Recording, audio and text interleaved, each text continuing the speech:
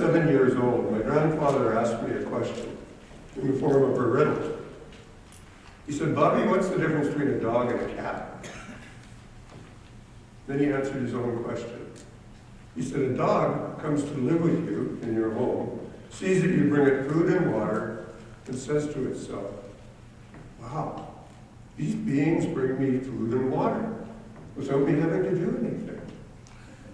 They must be gods.' A cat comes to live in your home, sees that you bring it food and water, and says to itself, 'These beings bring me food and water without me having to do anything. I must be a god.'" Contest chair, fellow Toastmasters, most welcome guests. I lived with my grandparents for 2 years, grades 2 and 3, on their farm. We had a dog, no cats. My grandparents lived through the Depression, and they taught me some valuable life lessons. But I also learned some lessons from Nipper, our family dog. Now, Nipper was very popular with my cousins and I.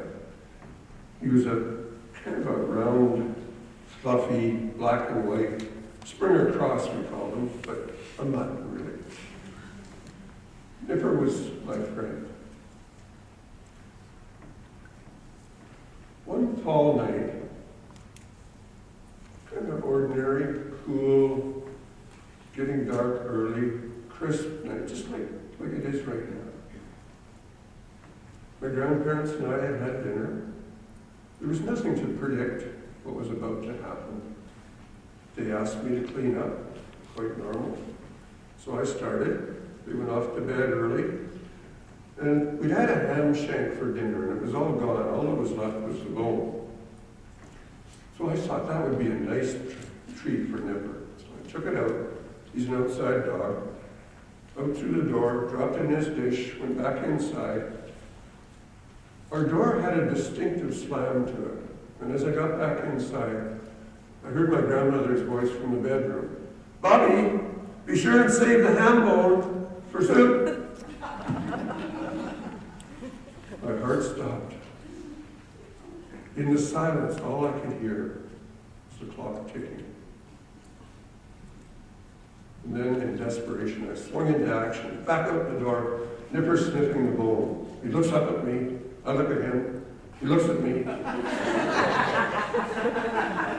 And I lunged for the bone, but Nipper was quicker. He's gone. He's gone with the bone up to the corner of the house by the garage. Now, if I'd been thinking, things would have turned out completely different. But I wasn't. My mind was seized on one thought: get that ham bone. So away I went. He's gone around the corner, up to the second corner. I'm after him. He's disappearing around the second corner. I'm losing him. So I've got to get moving. I get my head down. My 7-year-old legs are just grinding. Go around that second corner, along the front of the house, the long end. Full speed, head down, full speed, tilt, and I forget. Coming around the third corner is a great big old apple tree. Bang! And I'm on my knees. I'm just about out. If I close my eyes now, I can see the stars. I can hear the bells ringing. Nipper thinks that the tree did me in. Or maybe smartened me up. I'm not sure what he's thinking. But I can hear him whimpering nearby. Nipper's my friend. So to reassure him, I put my arm out, pull him close, and go for the bone. And the tug-of-war starts. I'm pulling the bone, and he's pulling back and growling, and I realize this isn't working, so I let go of him, 2 hands on the bone, out, and I'm victorious. I've got it. I rise to my feet and stagger into the house. Drop the ham bone on the counter. Of course, the screen door slams again. Grandma calls out, "Bobby, did you remember the bone?" "Oh, yes, I did, Grandma." I tell her the whole story, end to end. She listens patiently, waits till I finish, and then from the bedroom calls out, "Well, Bobby, we can't use it now. It's been in the dog's mouth. I guess you're right. What should we do, Grandma? Well, give it to the dog, I guess.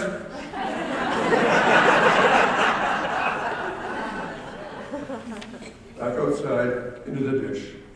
Now, if Nipper could give you a thought in one look, he looked up at me, put his nose in the air, and walked right past the dish bowl.